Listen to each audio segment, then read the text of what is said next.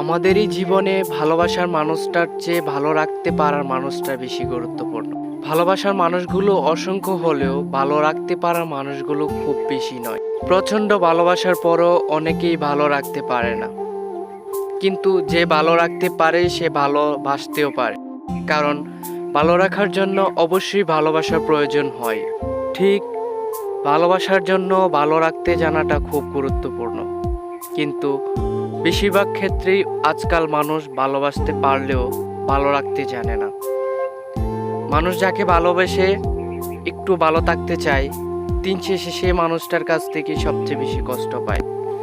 আমরা কাউকে ভালোবাসতে পারি, প্রচণ্ড পরিমাণে ভালোবাসতে পারি, কিন্তু আমরা সেই ভালোবাসাটাকে ভালো রাখতে জানি না। তীব্র ভালোবাসাটুকুও এক সময় অনাদরে অযত্নে পাল্টে যেতে শুরু করে।